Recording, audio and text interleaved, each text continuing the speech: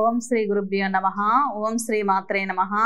మొక్కుబడులు చెల్లించకపోవటం వల్ల భగవంతుడికి ఎప్పుడు కోపం రావటం అనేది జరగదు. ఎందుకంటే ఎమోషన్స్ అనేది మనుషులకే ఉంటాయి, దేవతలకి ఎమోషన్స్ అనేది ఏది ఉండదు. ఏదైనా వాళ్ళు మన మీద ప్రయోగం చేశారు అంటే అది దేవతల యొక్క లీలలుగా మనం గుర్తించాలి. మన కర్మని మనం ఏదైనా టెంపుల్కి వెళ్ళి మొక్కుకోవడం ద్వారా ఆ కర్మని దేవత తీసి పక్కన పెట్టడం జరుగుతుంది.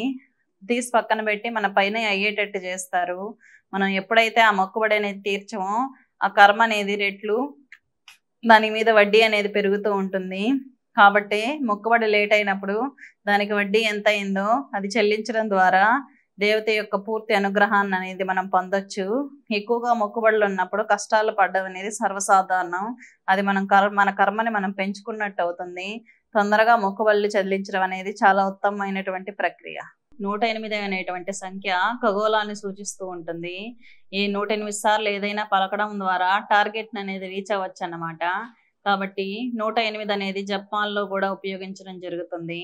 మన మూలాధార చక్రం నుంచి సహస్రారాని చక్రానికి వెళ్ళడానికి మంత్రాన్ని 108 సార్లు జపించడం ద్వారా టార్గెట్ రీచ్ అవుతాము. ఆ శక్తిని మనం అందుకోగలుగుతాము.